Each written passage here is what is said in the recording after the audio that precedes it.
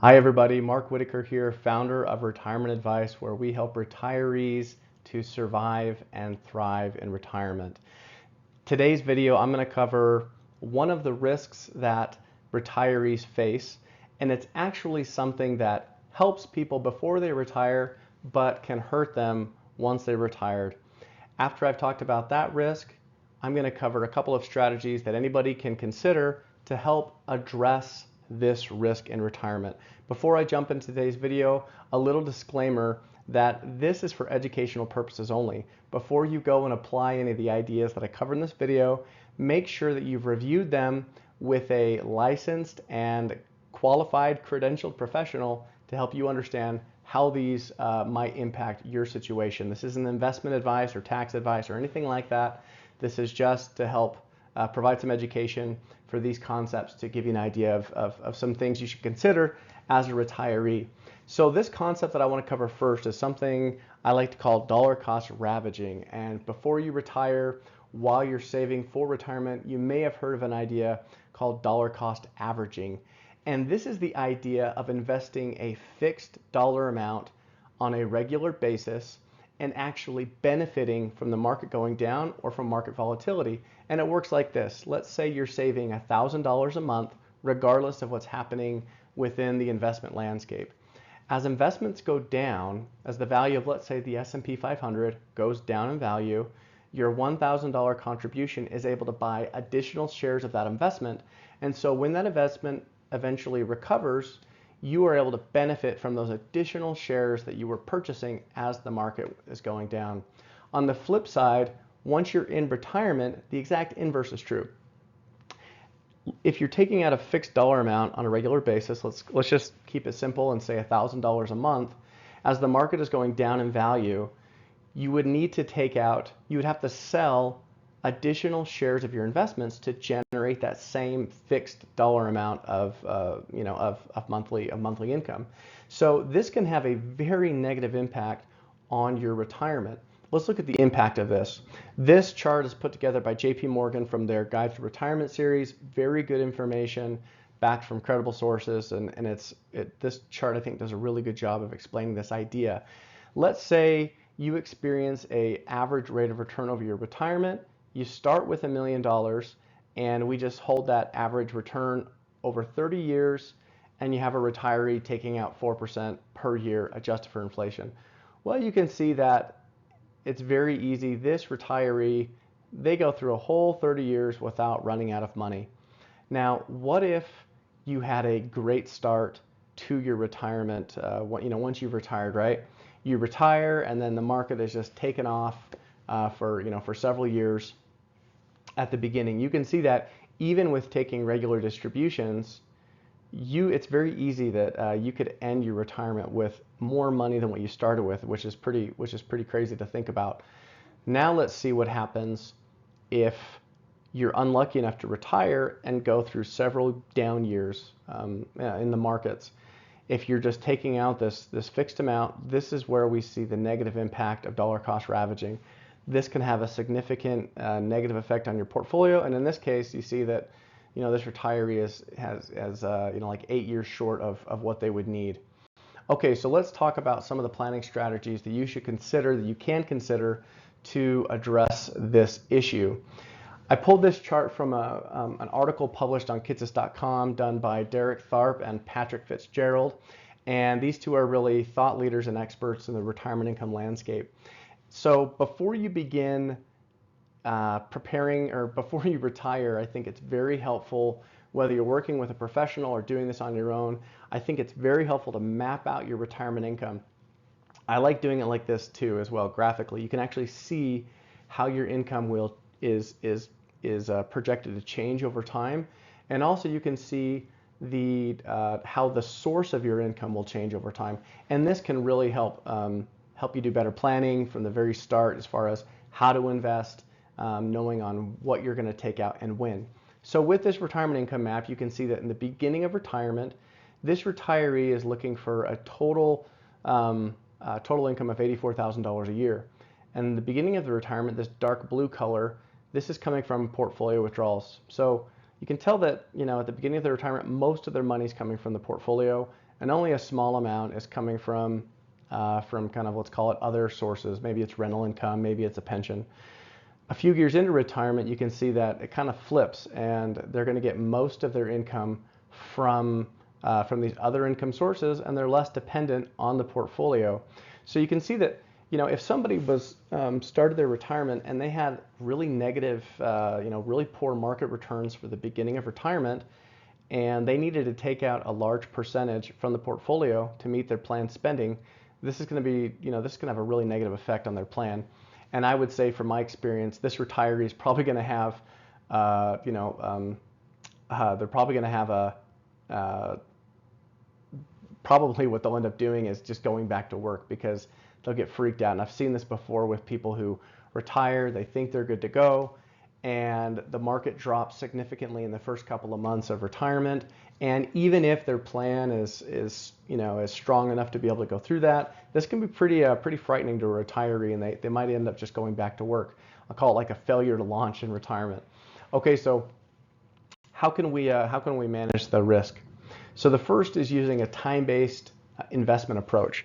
So this chart is put out by JP Morgan, again, Guided Retirement, and what it illustrates is the concept of investing based on when you're going to use the money. So this is using market data for the S&P 500 and US bonds and money market funds going back to 1950 through 2022. Obviously not a guarantee of what will happen going forward, but using history at least gives us a starting point to think about how to apply these ideas. Okay, so on the chart below, we have 4 different time frames.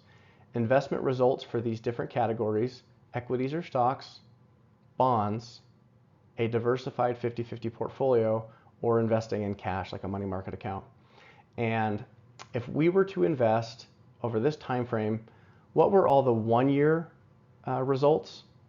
If we invested for 5 years, what was the range of outcomes that we could have expected? Investing for 10 years, rolling 10-year periods of time, what could we have expected? And for 20-year rolling periods of time, what could we have expected? So starting with year 1, if we look at this first bar, this is investing in a diversified stock portfolio.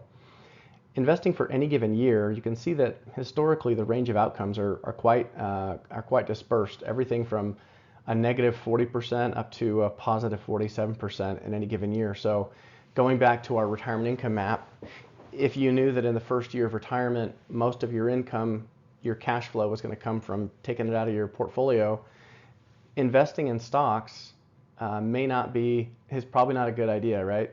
You could be fortunate to have a really good return, but you could also, have your portfolio get, hit with a down 40% year. And so investing money that you're going to spend in the next year or two, 100% in equities or stocks, in my opinion, really amounts to just rolling the dice. It amounts to a gamble. And a good retirement plan it's not about making bets. It's about making measured and well-informed decisions based on good information. So that's what a plan is. So obviously investing in stocks for money you're going to need soon is historically shown not to be the best approach. Okay, what about bonds? You can see that they're not immune from down years. In fact, bonds last year in 2022, I'm filming this in June of 2023. Last year, if investors, you probably noticed this, bonds taking a negative hit. But you can see the range of outcomes is more narrow than what it's been for stocks. Going forward, you see the impact of diversification. Your range of possible outcomes is narrowed. You can see that cash is really the only category over a 1-year period of time out of any of these investment categories that's never had a negative year. Now, obviously there's inflation, so the purchasing power of cash can go down if there's inflation. But if you're looking for stability, cash is really, out of these, the best option that you have. Going all the way out, I'm just going to skip forward to rolling 20-year periods of time. Over the last 72 years, there's never been a 20-year period of time where a diversified stock portfolio in the S&P has had something worse than positive 6% per year compounded return. It's pretty remarkable. And so you can see here that let's go with a with a 50-50 balanced portfolio. Same thing, the worst return you've experienced over any rolling 20-year period of time has been 5% per year. So really you kind of have these barbells of what's most appropriate for a retirement investor. For money you're going to need in a short period of time, invested in cash, money that you're not going to need for maybe a decade plus, that should really be in a diversified portfolio with a strong bias towards investing in stocks. As I'm recording this, I'm having the realization that these are ideas that you've probably heard of. You're like, yeah, I get it, I understand it. But this is really the let's call it the logic or the data behind some of these pieces of some of these retirement tips that you've heard before. So now maybe you have a better understanding of why you've heard some of this advice or some of these ideas. Okay, the next strategy you can apply to help protect your retirement income is something called a guardrail approach. And in the article on kitces.com, Derek and Patrick go into great detail about how using a guardrail approach can help increase your chances of having a good retirement outcome. So with the guardrail approach, what you do is you run your retirement, you create your retirement income map, and for your plan, you're going to say, okay, for years 1, 2, and 3, this is the amount of income that I am projected to take out. And with a guardrail approach, you analyze and say, okay, how do I know if I need to make a change?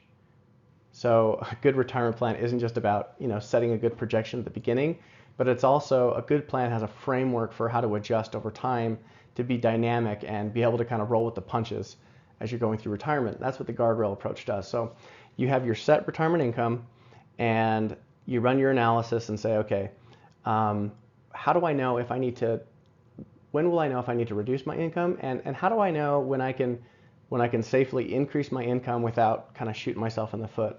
So once you have a guardrail approach and you have this set, then you have a framework for knowing when you need to make an adjustment. And this is very, very helpful for somebody who is unlucky enough to start their retirement right when there's a bad market, and nobody knows beforehand whether you're going to be someone who has a good market at the beginning or a poor market at the beginning of retirement.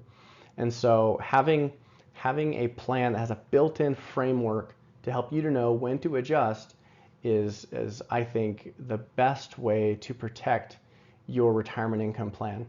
So I hope this has been helpful, understanding how dollar cost averaging in reverse, dollar cost ravaging during your retirement income years can impact your retirement income plan. And if you have any questions, please reach out. I'll have some links in the bottom of the show notes for you to find these resources. Please like and subscribe, and I will see you again soon.